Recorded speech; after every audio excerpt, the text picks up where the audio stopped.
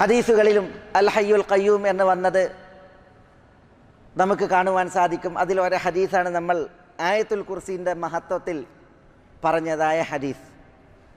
മറ്റൊരു ഹദീസ് നബി സല്ലല്ലാഹു അലൈഹി വസല്ലമ തങ്ങളോട് അബൂ ഹുറൈറ റളിയല്ലാഹു തആല അൻഹു പറഞ്ഞ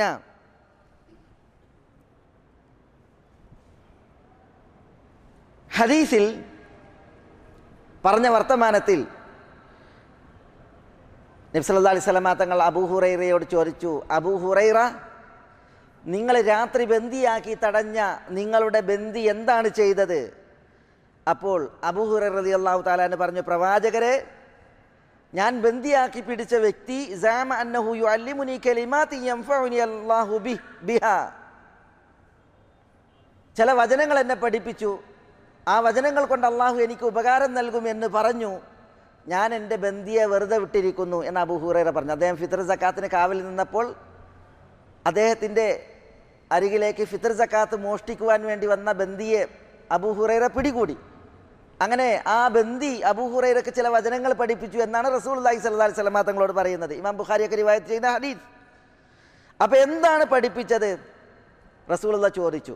അപ്പോൾ അബൂ ഹുറൈറ പറഞ്ഞത്, ഖാലലി, ഞാൻ ബന്ദിയാക്കി പിടിച്ച വ്യക്തി എന്നോട് പറഞ്ഞത്, ഇദാ ആവൈത ഇലാ ഫിറാഷിക് ഫഖ്റ ആയത്തുൽ കുർസി മിൻ അവ്വലിഹാ ഹത്താ തഖ്തിം അല്ലാഹു ലാ ഇലാഹ ഇല്ലാ ഹുവൽ ഹയ്യുൽ ഖയ്യൂം.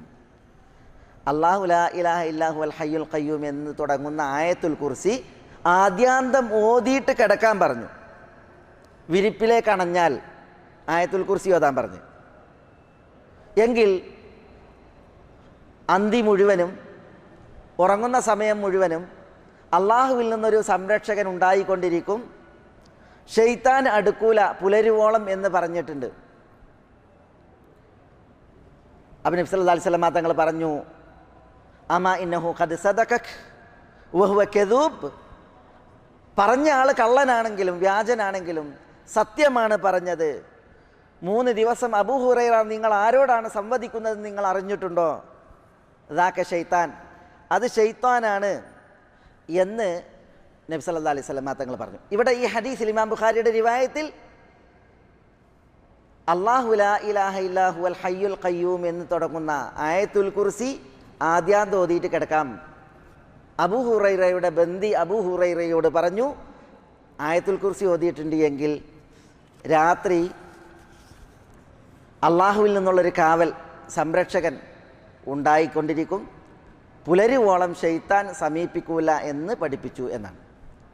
ഏതായാലും അൽ ഹയ്യുൽ ഖയ്യൂം എന്നീ 2 നാമങ്ങൾ വന്നിട്ടുള്ളത് മിക്ക വചനങ്ങളിലും ഒന്നിച്ച് ചേർന്നാണ്. ഈ നാമങ്ങൾ തേടുന്നതും അർത്ഥമാക്കുന്നതും എന്താ? അള്ളാഹുവിനാണ് സമ്പൂർണമായ ഹയാത്ത്, കാമിലുൽ ഹയാത്ത്, അത് അള്ളാഹുവിനാണ് എന്നുള്ളതാണ്. അള്ളാഹുവിൻ്റെ നിയന്ത്രണത്തിലും അള്ളാഹുവിൻ്റെ നടത്തിപ്പിലുമാണ് എല്ലാം എന്നുള്ളതാണ്.